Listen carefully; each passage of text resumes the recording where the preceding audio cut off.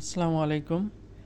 যারা ষষ্ঠ গণবিজ্ঞপ্তিতে গণিতের সম্ভাব্য শূন্য পদের তালিকা জানতে চাচ্ছিলেন, তাদের জন্য হচ্ছে আজকের ভিডিওটি। তো ষষ্ঠ গণবিজ্ঞপ্তিতে ঝিনাইদহ জেলার হচ্ছে সম্ভাব্য শূন্য পদ হচ্ছে ৪২টি। এর সাথে আরও ৩ বছরের রিকুইজিশনের যে পদগুলো চাওয়া হয়েছে সেগুলো যোগ হবে। তো স্কুলে আছে হচ্ছে ২৬টি, মাদ্রাসায় আছে হচ্ছে ১১টি, কলেজে আছে ৫টি, টোটাল মিলে হচ্ছে ৪২টি পদ ফাঁকা আছে ঝিনাইদহ জেলায়। তো যদি উপজেলা ভিত্তিক বলি তাহলে ঝিনাইদহ সদরে আছে হচ্ছে ১২টি, শৈলকুপায় হচ্ছে ৮টি, হরিণাকুণ্ডুতে ৫টি, কালীগঞ্জে ৪টি, কোটচাঁদপুরে ৩টি, মহেশপুরে হচ্ছে ১০টি, টোটাল মিলে ৪২টি পদ ফাঁকা আছে।